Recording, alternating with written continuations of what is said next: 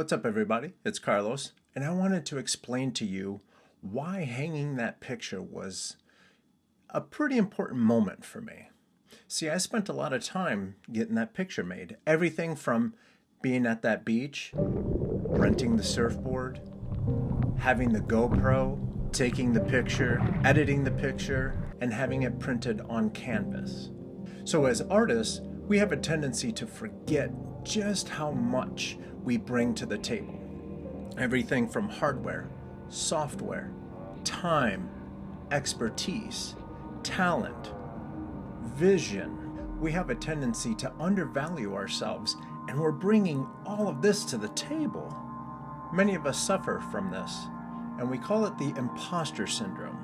Do you know what that is? Let me explain.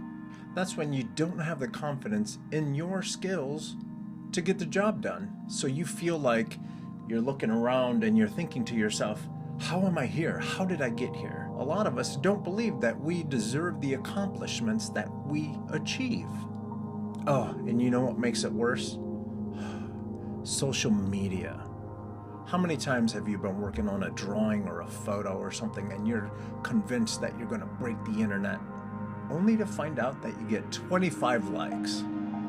Ooh, that just ruins our day, doesn't it? And when that happens, you feel so alone, and then those negative thoughts start creeping in. And unfortunately, what we end up doing is we undervalue ourselves. We take on projects for people, and we don't think that our work is worth it, and so we charge less. Now let me explain to you why that is not only bad for ourselves, but that's bad for our community. Let's just say someone is working on a logo for, let's say they're charging $500. But you are coming in at $250 because you're undervaluing yourself.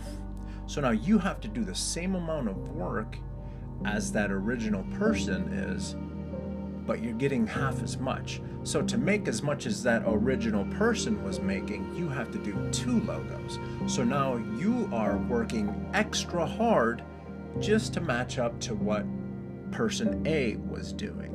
And to make matters worse, the people that are looking to get this work done, now they're expecting to pay $250. So now the entire community has to adjust its rates because everyone is feeling not quite so good about themselves. So I think that's why it's very important for all of us to communicate with each other, to see what we're doing, share what we're doing, share how much we're charging for different projects.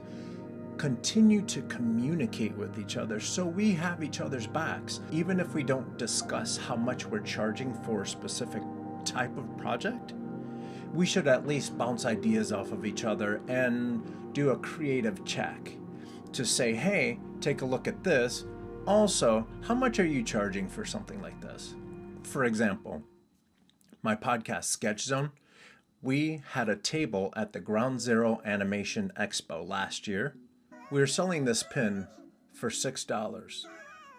And one of the artists that had a table just a couple tables over explained to us that they were selling the same kind of pin, the same size pin, for almost twice as much. So we had to adjust our prices because otherwise we're negatively affecting what everyone else was selling these for. And everyone's just trying to make a living. So I know it's easier said than done to say, oh, just shake off that imposter syndrome. I know it's tough. I know. I've worked on some really big projects and I still have to struggle with this imposter syndrome. But I've been trying really hard to communicate with the community that's out there to see exactly what they're doing, how they're doing it, how much they're charging, to make sure that I am at a realistic level. So that's my pep talk for you guys. Get out there and do all kinds of wonderful creative things. And make sure that you're reaching out to the community to make sure that you're getting the most out of your efforts. To make sure that you're getting paid for your talents, for your time, for your hardware, for your software, for all of that stuff. We need to do this together. And that's it for me for now. Catch you guys on the next one.